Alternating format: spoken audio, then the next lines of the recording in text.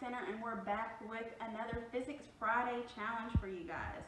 Today we're going to be talking about the physics of music, and we're going to be making a straw oboe for our physics challenge today.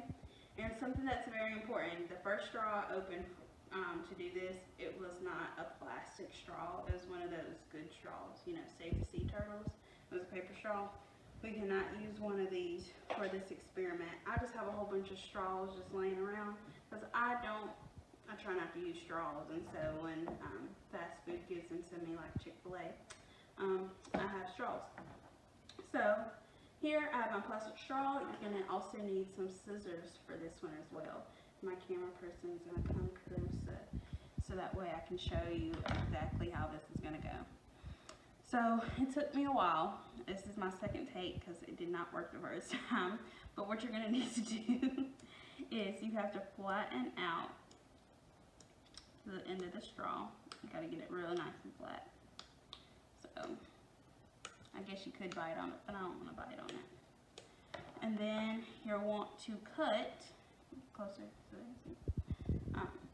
you want to cut like this, and then you're going to do another cut, another diagonal cut that way. And now you have something that's similar to a reed that is found in, you have something that is similar to a reed found in wind instruments. And now I'm going to put this in my mouth and let's see what happens.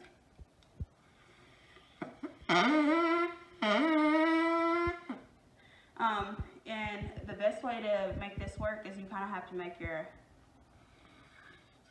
squeeze it down a little bit. It takes some practice.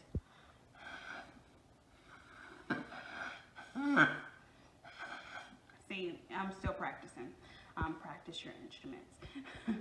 And what's happening is when I blow into this, it's causing the straw to vibrate, and it's creating a standing wave. And I can blow into this.